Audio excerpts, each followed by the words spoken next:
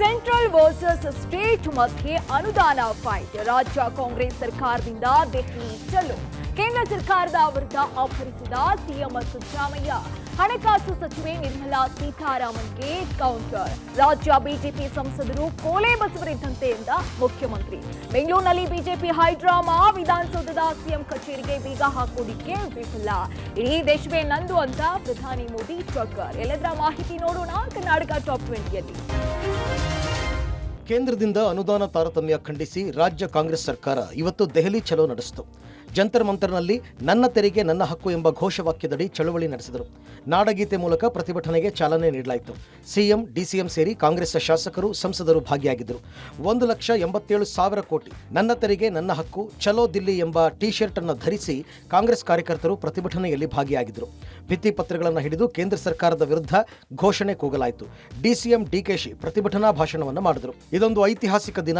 ಈ ಹೋರಾಟ ಕರ್ನಾಟಕ ರಾಜ್ಯದ ಇತಿಹಾಸದಲ್ಲಿ ಎಂದೂ ಮರೆಯದ ದಿನ. ನಮ್ಮ ತೆರಿಗೆ ನಮ್ಮ ಪಾಲನ್ನ ಕೇಳೋದಕ್ಕೆ ನಾವು ಇಲ್ಲಿಗೆ ಬಂದಿದ್ದೇವೆ. ನಾವು ರಾಜಕಾರಣ ಮಾಡ್ತಾ ಇಲ್ಲ, ಸಿದ್ಧಾಂತದ ಮೇಲೆ ರಾಜಕಾರಣ ಮಾಡ್ತಾ ಇದ್ದೀವಿ ಅಂತ ಹೇಳಿದ್ರು. 138 ಶಾಸಕರು ಕೂಡ ಇವತ್ತು ಇಲ್ಲಿ ಕೂತಿ ಆ ರಾಜ್ಯದ ಜನತೆ ಪರವಾಗಿ ಧ್ವನಿಯನ್ನು ಇವತ್ತು ಎತ್ತಕ್ಕೆ ನಾವಿಲ್ಲಿ ಕೂತಿದ್ದೇವೆ. ನಮ್ಮ ರಕ್ತ, ನಮ್ಮ ಬೇರು, ನಮ್ಮ ತೆರಿಗೆ, ನಮ್ಮ ಹಕ್ಕು. Justice for Karnataka. ನಮ್ಮ ತೆರಿಗೆ ನಮ್ಮ ಪಾಲನ್ನ ಕೇಳಲಿಕ್ಕೆ ಇವತ್ತು ನಾವು ಇಲ್ಲಿ ನಿಂತಿದ್ದೇವೆ. ನಾವು ಭಾವನೆ ಮೇಲೆ ನಾವು ರಾಜಕಾರಣವನ್ನು ಮಾಡ್ತಾ ಇಲ್ಲ. ಬದುಕಿಗೋಸ್ಕರ ನಾವು ರಾಜಕಾರಣವನ್ನು ನಾವು ಮಾಡ್ತಾ ಇದ್ದೇವೆ.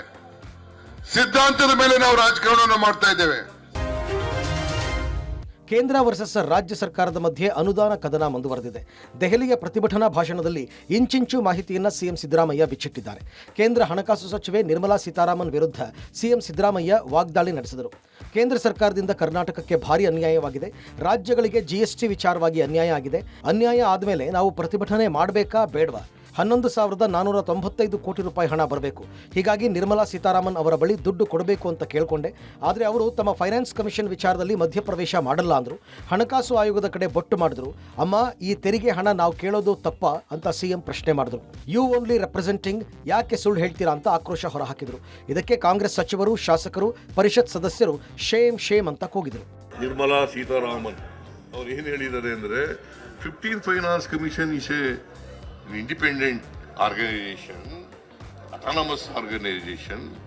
We do not want to interfere. ಹಾಗಾದ್ರೆ ಅಮ್ಮ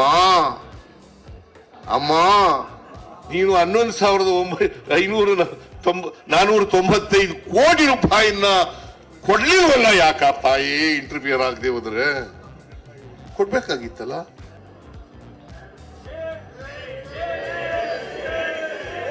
ಇಲ್ಲಿ ರಾಜ್ಯ ಬಿಜೆಪಿ ಸಂಸದರ ವಿರುದ್ಧವೂ ಸಿಎಂ ಸಿದ್ದರಾಮಯ್ಯ ಹರಿಹಾಯ್ದರು. ಬಿಜೆಪಿ ಸಂಸದರು ಕೋಲೆ ಬಸವರಿದ್ದಂತೆ ಮೋದಿ ಎದುರು ನಿಂತು ಹೌದು ಅಥವಾ ಇಲ್ಲ ಅಂತ ತಲೆ ಆಡಿಸ್ತಾರೆ ಅಷ್ಟೇ ಅಂತ ಲೇವಡಿ ಆಡಿದರು. ಇನ್ನು ಕಾಂಗ್ರೆಸ್ ಗ್ಯಾರಂಟಿಗಳ ಬಗ್ಗೆ ಬಿಜೆಪಿ ಟೀಕೆಗೆ ಸಿಎಂ ಕೌಂಟರ್ ಕೊಟ್ಟರು. ಕೇಂದ್ರ ಸರ್ಕಾರ ಅನ್ನಭಾಗ್ಯಕ್ಕೆ ಅಕ್ಕಿ ನೀಡಲಿಲ್ಲ, ಬಿಟ್ಟಿ ಭಾಗ್ಯ ಅಂತ ಬಿಜೆಪಿ ವ್ಯಂಗ್ಯ ಮಾಡ್ತಾ ಇದೆ. ಬಡವರಿಗೆ ಸಹಾಯ ಮಾಡಿದ್ರೆ ಅದು ಬಿಟ್ಟಿ ಭಾಗ್ಯನ?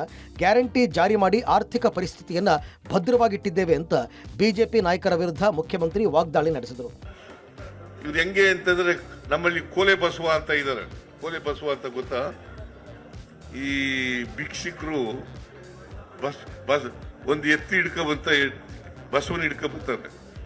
ಅದು ತಲೆ ಕುಣಿಸುವಂದ್ರೆ ತಲೆ ಹಿಂಗ ಅನ್ಸುತ್ತೆ, ತಲೆ ಅಲ್ಲಾಡ್ಸೋದು ಹಿಂಗಲ್ಲ ಅನ್ಸುತ್ತೆ. ಹಂಗೆ ಇವರು ಬಿಜೆಪಿ ಎಂಪಿಗಳು ಹೆಂಗೆ ಅಂತಂದ್ರೆ, ನರೇಂದ್ರ ಮೋದಿ ಅವರು ಏನ್ ಹೇಳ್ತಾರೆ ಅದಕ್ಕೆ ತಲೆ ಕುಣಿಸೋದು, ಬೇಡ ಅಂತಂದ್ರೆ ತಲೆ ಅಲ್ಲಾಡ್ಸೋದು. ಇದು ಇವ್ರು ಮಾಡ್ತಾ ಇರೋದು. ಬಿಜೆಪಿ ಎಮ್ಎಲ್ಎಗಳು ಇವತ್ತು ಒಂದು ದಿನ ಇವತ್ತಿನವರೆಗೆ ಬಾಯಿ ಬಿಡ್ಲಿಲ್ವಲ್ರಿ. ದೆಹಲಿಯಲ್ಲಿ ಕಾಂಗ್ರೆಸ್ ಹೋರಾಟ ನಡೆಸಿದರೆ ಇತ್ತ ವಿಧಾನಸೌಧದ ಗಾಂಧಿ ಪ್ರತಿಮೆ ಬಳಿ ಬಿಜೆಪಿ ಪ್ರತಿಭಟನೆ ನಡೆಸಿದೆ. ಬರ ಪರಿಹಾರದ ಬಾಕಿ ಹಣ ಬಿಡುಗಡೆಗೆ ಆಗ್ರಹಿಸಿ ಕಾಂಗ್ರೆಸ್ ಸರ್ಕಾರದ ವಿರುದ್ಧ ಕೇಸರಿ ಪಡೆ ಪ್ರತಿಭಟನೆ ನಡೆಸಿ ಆಕ್ರೋಶ ಹೊರಹಾಕಿದೆ. ವಿಧಾನಸೌಧದ ಸಿಎಂ ಕಚೇರಿಗೆ ಬಿಜೆಪಿ ನಾಯಕರು ಬೀಗ ಹಾಕಲು ಯತ್ನಿಸಿದರು. ಬರ ಹಣ ಬಿಡುಗಡೆ ಮಾಡಿ, ಇಲ್ಲ ಅಂದ್ರೆ ಸಿಎಂ ಕಚೇರಿಗೆ ಬೀಗ ಹಾಕ್ತೀವಿ ಅಂತ ಘೋಷಣೆ ಕೂಗಿದ್ರು. ಮುನಿರತ್ನ ಬೀಗ ಪ್ರದರ್ಶನ ಮಾಡಿದ್ರು. ಸಿಎಂ ಕಚೇರಿಗೆ ಬೀಗ ಹಾಕಲು ಯತ್ನಿಸಿದ ಬಿಜೆಪಿ ನಾಯಕರ ಯತ್ನವನ್ನ ಪೊಲೀಸರು ವಿಫಲಗೊಳಿಸಿದರು. ವಿಧಾನಸೌಧದ ದಕ್ಷಿಣ ದ್ವಾರದ ಬಳಿನೇ ಹೈಡ್ರಾಮವೇ ನಡೆಯಿತು. ಈ ವೇಳೆ ಪೊಲೀಸರು ಹಾಗೂ ಬಿಜೆಪಿ ನಾಯಕರ ಮಧ್ಯೆ ತಳ್ಳಾಟ ನೂಕಾಟ ಆಯಿತು. ವಿಪಕ್ಷ ನಾಯಕ ಆರ್ ಅಶೋಕ್, ವಿಜಯೇಂದ್ರ ಸೇರಿದಂತೆ ಎಲ್ಲರನ್ನೂ ವಶಕ್ಕೆ ಪಡೆದ ಪೊಲೀಸರು ಬಸ್ನಲ್ಲಿ ತುಂಬಿಸಿ ಕರೆದೊಯ್ದರು. ಈಗ ಬರಗಾಲಕ್ಕೆ ಹಣ ಬಿಡುಗಡೆ ಮಾಡಿ, ಒಂದು ಕಡೆ ಬರಗಾಲದಲ್ಲಿ ರೈತರು ಬವಣೆಯಲ್ಲಿ ಸಾಯ್ತಾ ಇದ್ದಾರೆ, ಆತ್ಮಹತ್ಯೆ ಮಾಡ್ಕೊಳ್ತಾ ಇದ್ದಾರೆ. ಇವರು ಡೆಲ್ಲಿಗೆ ಹೋಗಿ ಮಜಾ ಮಾಡೋಕ್ಕೆ ಹೋಗ್ತಾ ಇದ್ದಾರೆ. ರೈತರಿಗೆ ಬರಗಾಲ ಭಾಗ್ಯ, ಕಾಂಗ್ರೆಸ್ ಅವರಿಗೆ ಬಿರಿಯಾನಿ ಭಾಗ್ಯ. ಇದರ ವಿರುದ್ಧವಾಗಿ ಇಲ್ಲೇನು ಕೆಲಸ ನಡೀತಾ ಇಲ್ಲ. ಅದಕ್ಕೋಸ್ಕರ ನಾವು ಬೀಗ ಹಾಕಿ ಎಲ್ಲ CM ಎಲ್ಲ ಕಚೇರಿ ವಿಧಾನಸೌಧಕ್ಕೆ ಬೀಗ. ರಾಜ್ಯದಲ್ಲಿರ್ತಕ್ಕಂಥ ಕಾಂಗ್ರೆಸ್ ಸರ್ಕಾರ ಇವತ್ತು ಜನರ ಪಾಲಿಗೆ, ರೈತರ ಪಾಲಿಗೆ ಇವತ್ತು ಬದುಕಿದ್ದು ಕೂಡ ಸತ್ತಂತೆ. ಇವತ್ತು ರೈತರಿಗೂ ಕೂಡ ನ್ಯಾಯ ಸಿಗ್ತಾ ಇಲ್ಲ, ಬಡವರಿಗೂ ಕೂಡ ನ್ಯಾಯ ಸಿಗ್ತಾ ಇಲ್ಲ, ದಲಿತರಿಗೂ ಕೂಡ ನ್ಯಾಯ ಸಿಗ್ತಾ ಇಲ್ಲ. ಇವತ್ತು ನಾಟಕ ಮಾಡಿಕೊಂಡು ದೆಹಲಿ ಚಲೋ ಅಂತೇಳಿ ಇಲ್ಲಿ ಡೆಲ್ಲಿಗೆ ಹೋಗಿರ್ತಕ್ಕಂಥ ರಾಜ್ಯದ ಮಂತ್ರಿ ಮಂಡಲ ಇಡೀ ವಿಧಾನಸೌಧ ಬಿಕೋ ಅಂತ ಇದೆ, ಯಾರು ಕೂಡ ಇಲ್ಲ. ಇವತ್ತು ವಿಧಾನಸೌಧ ಮಂತ್ರಿಗಳು ಕೊಠಡಿ ನಾವೇ ಇವತ್ತು ಬಂದ್ ಮಾಡಕ್ ಹೊರಟಿದ್ದೇವೆ. ಇನ್ನು ಕಾಂಗ್ರೆಸ್ ಸರ್ಕಾರದ ವಿರುದ್ಧ ಬೆಂಗಳೂರು ಮಾತ್ರವಲ್ಲದೆ ಜಿಲ್ಲೆಗಳಲ್ಲೂ ಬಿಜೆಪಿ ಬೀದಿಗಿಳಿದು ಹೋರಾಟ ನಡೆಸಿದೆ. ಬೆಳಗಾವಿಯಲ್ಲಿ ಹೈ ಡ್ರಾಮವೇ ನಡೆದಿದೆ. ಸಂಗೊಳ್ಳಿ ರಾಯಣ್ಣ ವೃತ್ತದಲ್ಲಿ ಬಿಜೆಪಿ ಕಾಂಗ್ರೆಸ್ ಕಾರ್ಯಕರ್ತರು ಪ್ರೊಟೆಸ್ಟ್ ನಡೆಸಿದರು. ಕಾಂಗ್ರೆಸ್ ಭವನಕ್ಕೆ ಹಾಕಿದ್ದ ಬ್ಯಾರಿಕೇಡ್ ಅನ್ನು ತಳ್ಳಿ ಬಿಜೆಪಿ ಕಾರ್ಯಕರ್ತರು ನುಗ್ಗಲು ಯತ್ನಿಸಿದರು. ಪೊಲೀಸರು ತಡೆದರು. ಈ ವೇಳೆ ಪೊಲೀಸರು ಬಿಜೆಪಿ ಕಾರ್ಯಕರ್ತರ ಮಧ್ಯೆ ಗಲಾಟೆಯಾಯಿತು. ನಡು ರಸ್ತೆಯಲ್ಲೇ ಮಲಗಿ ಕಾಂಗ್ರೆಸ್ ಕಾರ್ಯಕರ್ತರು ಬಿಜೆಪಿ ವಿರುದ್ಧ ಧಿಕ್ಕಾರ ಕೂಗಿದರು. ಕೊಪ್ಪಳದಲ್ಲೂ ಬಿಜೆಪಿ ಪ್ರತಿಭಟನೆ ನಡೆಸಿದೆ. ಸರ್ಕಾರಕ್ಕೆ ರೈತರ ಆತ್ಮಹತ್ಯೆ ತಡೆಗಳು, ರಾಜ್ಯ ಸರ್ಕಾರಕ್ಕೆ. ರಾಜ್ಯಸಭೆಯಲ್ಲಿ ಇವತ್ತು ಕಾಂಗ್ರೆಸ್ ವಿರುದ್ಧ ಪ್ರಧಾನಿ ಮೋದಿ ಅಬ್ಬರಿಸಿದರು. ನನ್ನ ದೇಶ ದೆಹಲಿಯಲ್ಲಿ ಮಾತ್ರ ಅಲ್ಲ, ಬೆಂಗಳೂರಲ್ಲೂ ಇದೆ, ಚೆನ್ನೈನಲ್ಲೂ ಇದೆ, ಹೈದರಾಬಾದ್ನಲ್ಲೂ ಇದೆ ಅಂತ ಪರೋಕ್ಷವಾಗಿ ಸಿಎಂ ಸಿದ್ದರಾಮಯ್ಯ ವಿರುದ್ಧ ಮೋದಿ ವಾಗ್ದಾಳಿ ನಡೆಸಿದರು. ನನ್ನ ತೆರಿಗೆ ನನ್ನ ಹಕ್ಕು ಅನ್ನೋದು ಇಡೀ ದೇಶದ ಏಳಿಗೆಗೆ ಮಾರಕ. ದೇಶ ಒಡೆಯಲು ಹೊಸ ಹೊಸ ವಾದವನ್ನು ಹುಟ್ಟು ಹಾಕೋದು ಎಷ್ಟು ಸರಿ ಅಂತ ಪ್ರಶ್ನಿಸಿದರು. ಭಾರತದ ಯಾವುದೇ ಭಾಗಕ್ಕೆ ಧಕ್ಕೆಯಾದರೂ ಆ ನೋವು ಇಡೀ ದೇಶಕ್ಕೆ ಆಗುತ್ತೆ. ಯಾವುದೇ ಒಂದು ರಾಜ್ಯ ಅಭಿವೃದ್ಧಿ ಆಗದಿದ್ದರೆ ಇಡೀ ದೇಶವೇ ಹಿಂದುಳಿದಂತೆ. ಕೆಲವರು ರಾಜಕೀಯ ಸ್ವಾರ್ಥದಿಂದ ಮಾತನಾಡ್ತಾ ಇದ್ದಾರೆ. ಇವತ್ತು ಒಂದು ಸರ್ಕಾರ ಪ್ರತಿಭಟನೆ ನಡೆಸಿದೆ, ಸುಳ್ಳು ಆರೋಪಗಳನ್ನು ಹೊರಿಸ್ತಾ ಇದ್ದಾರೆ ಅಂತ ಪರೋಕ್ಷವಾಗಿ ಕಾಂಗ್ರೆಸ್ ದೆಹಲಿ ಪ್ರತಿಭಟನೆಗೆ ಪ್ರಧಾನಿ ಮೋದಿ ಆಕ್ರೋಶ ವ್ಯಕ್ತಪಡಿಸಿದ್ದಾರೆ. और एक राष्ट्रीय दल के अंदर से ऐसे विचारना है, ये बहुत बहुत दुखद की बात है। देश के अंदर ये भाव तोड़ने का क्या प्रयास हो रहा है? क्या इस प्रकार से देश को हमारा टैक्स, हमारे मनी किस भाषा में बोला जा रहा है? ये देश के भविष्य के लिए नया खतरा पैदा करने वाली बात है। ರಾಜ್ಯದ ಜನರ ಸಮಸ್ಯೆ ಆಲಿಸೋಕೆ ನಾಳೆ ಸಿಎಂ ಸಿದ್ದರಾಮಯ್ಯ ರಾಜ್ಯ ಮಟ್ಟದ ಜನಸ್ಪಂದನ ಕಾರ್ಯಕ್ರಮ ನಡೆಸಲಿದ್ದಾರೆ. ಬೆಳಗ್ಗೆ 10 ಗಂಟೆಯಿಂದ ಸಂಜೆ 6 ಗಂಟೆ ತನಕ ಶಕ್ತಿಸೌಧದ ಮುಂಭಾಗ ಕಾರ್ಯಕ್ರಮ ನಡೆಯಲಿದೆ.